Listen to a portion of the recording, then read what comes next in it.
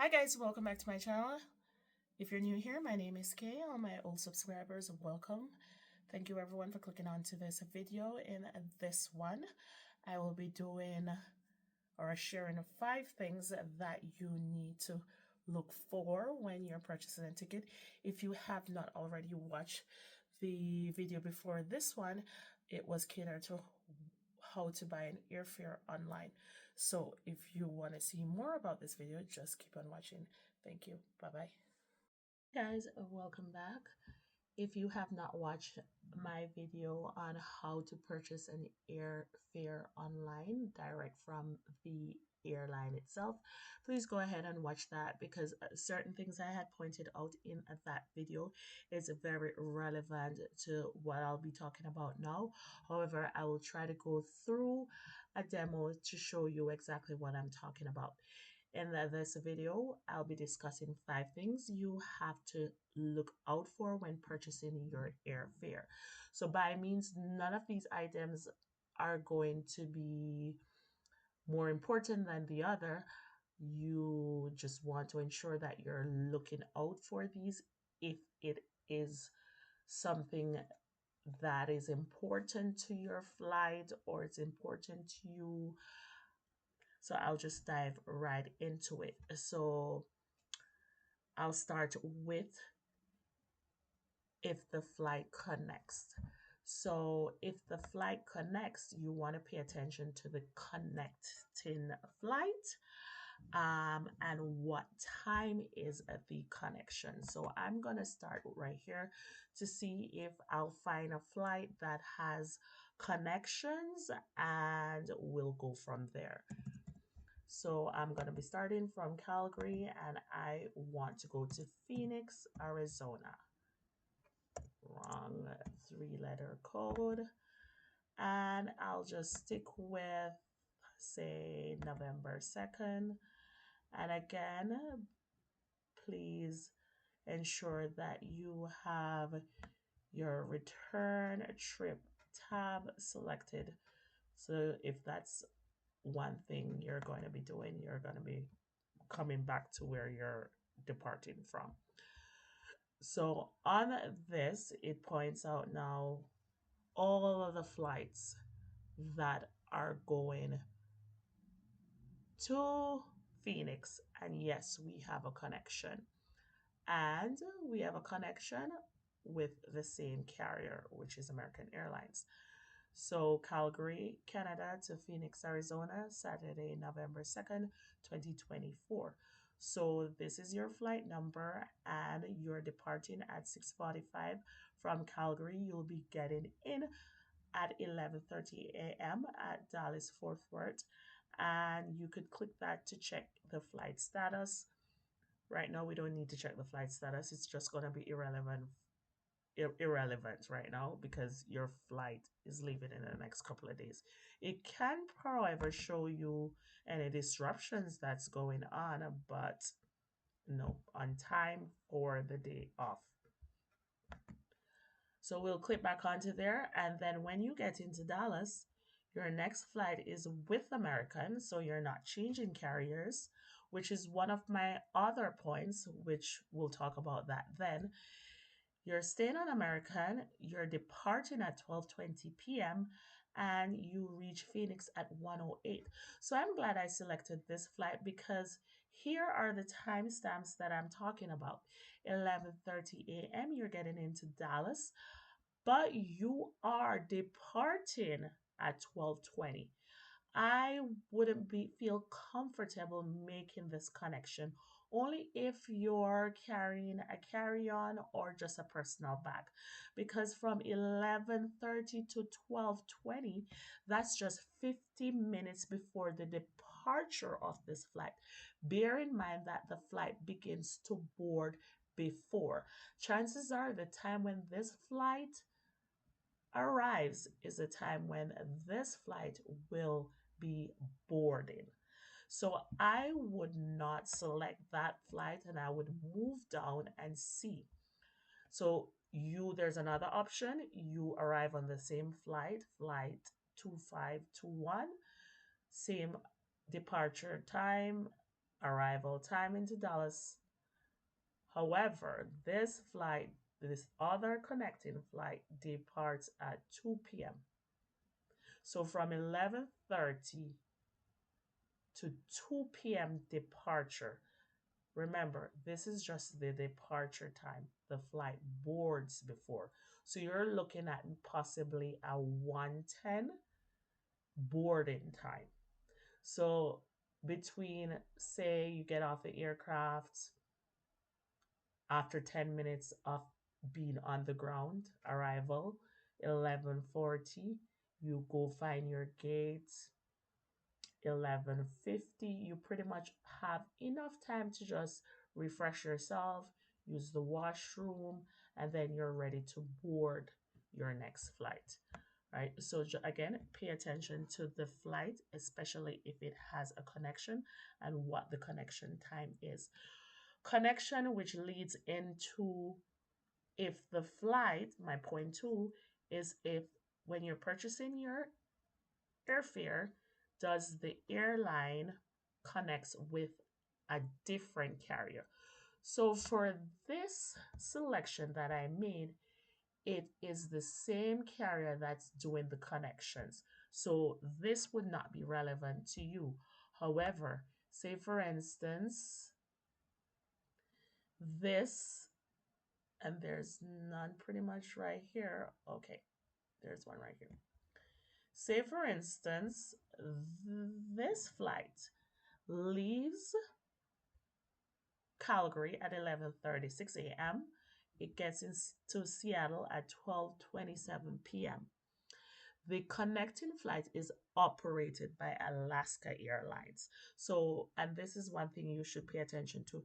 Even though American Airline is selling the fare, they have an agreement with the other airline to sell fares on each other's aircraft. So it might say American Airlines, but there's a strong possibility that the aircraft is Alaska Airlines, and it has stated here operated by Alaska Airlines. And there are times where it might be the carrier that you bought the ticket from, but the connecting flight is different or the crew might be different. But just watch out for this to ensure that, oh, I'm not looking for the same American Airlines. Even though it says American Airlines, it is operated or it will be operated by Alaska Airlines. Again, 12:27 p.m. arrival into Seattle, departing Seattle at 5:59 p.m. So you have enough connection time here, and this is like a 3 connection. And this is also something also that you should look out for. How many connections are there? Is this something that you want to do? Because sometimes people will just click not knowing, okay, this is a connecting flight. We're doing 1 connection or 2 connections. This connection, you have 3 flights and you're not getting in to your final destination until the next day, arriving at 6:16 a.m. You're going through Austin and you're leaving Austin at 6:16 a.m. and you're arriving at your final point of where you want to be, which was Phoenix at 7:50 a.m. I know this was a lot, but it was a good example, I feel like. Right. So here again, there's a lot of flights that are connecting with more than 1 connections and operating by different airlines.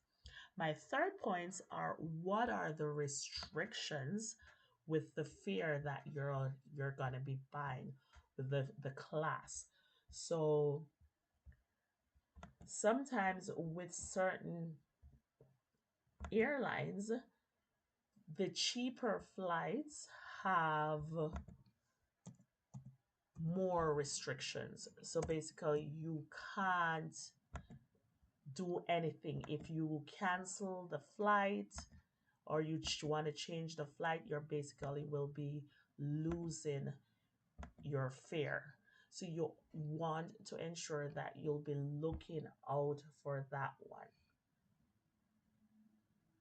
I'm trying to look right here to see if I can give you an example of tickets with different class of service and what are the restrictions within those services. So here we go. This page looks a little bit different. Okay, so this flight, and again, my previous video, when you selected on the first leg of your flight, that would have been the fare for only one leg. When you click on the other leg, the departure, the return, it will give you the fare for that. They combine, they add it up, and then you get your total. I find with some airlines like this one, it gives you an estimate of the round trip. But let's backtrack. Your main cabin, which is, I'm assuming, economy, and here you have premium, your business class round trip. So for the flight that I selected, it has economy and business class. These are your fare differences. But with each class, you have different, would say, you get different things. So for your economy, which is your main cabin, you would pay to check a bag with this fare. You choose a main seat, however, and if you want an extra leg room, you would have to purchase that. You board in the general boarding category and changes are allowed. However, and again, this will lead into one of my points. If you want a full refund of your ticket, you will have to pay more. However, if you don't, it will give you a refund, but it's full refund to travel credit. And if you pay an extra $125 per person, it's full refund to original form of payment. On your business fare, which is like $1,000 and change, you get to pack, check 2 bags free. You choose a larger, more comfortable seat at the time of when you're purchasing this ticket. You get priority check-in, changes are allowed, and you choose another same day flight. This is ticket is a full refund to travel credit. Travel credit means full refund, and it's to a credit. So you're going to get a refund, but it's not to your original form of payment. It is to whatever travel credit that the carrier has in mind.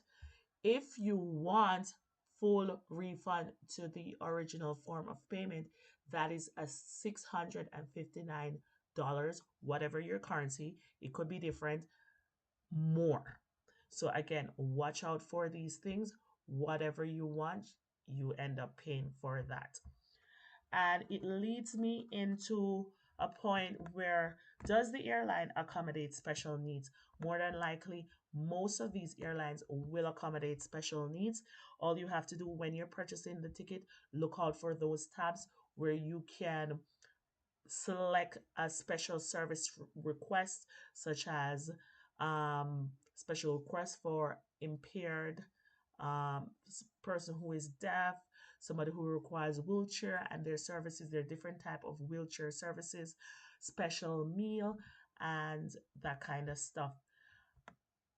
And my last point, which goes back to is the fare refundable, right? You want to, if you're just going for a quick trip and you know you're traveling and you know you're going and you know you're coming back, then by all means select which one, and it doesn't matter, you'll save more money. But if it's a case where, okay, you want flexibility in the sense where, okay, if something happens and I can't go, I will get a refund to a travel credit. The travel credit can always go to traveling whenever you want to go again. Or if you have that extra funds, you could go ahead and pay that extra amount to ensure that the money goes back to the original form of payment. The money goes back to the credit card that you used. I hope you guys found these things very helpful, and it's something that you can use when you're purchasing your airfare. Don't forget to like, share, and subscribe, and share the video with somebody. I know it's coming on into travel season, and see you soon in the next video.